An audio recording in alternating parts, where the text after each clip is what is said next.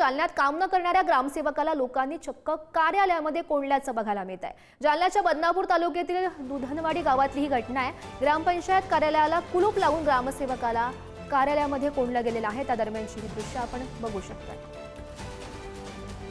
आणि या संदर्भात अधिकची माहिती जाणून घेऊयात। आमचे प्रतिनिधी गौरव साळी सध्या आपल्या सोबत आहेत।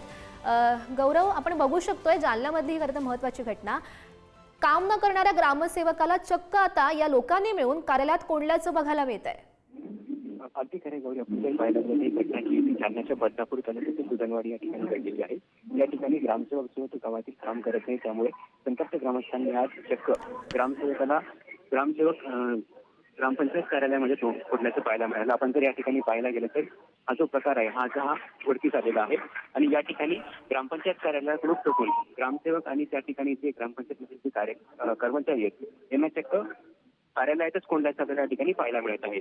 दरम्यान जोपर्यंत ग्रामसेवक आणि कर्मचारी आश्वासन देत नाही की गावाचे कामं व्यवस्थित करतील, तोपर्यंत आम्ही यांना सोडणार नाही, अशी भूमिका जी या ठिकाणच्या ग्रामस्थांनी घेतल्याचं पाहायला मिळत आहे। गौरी, नक्कीच गौरव, धन्यवाद दिलेल्या माहितीसाठी।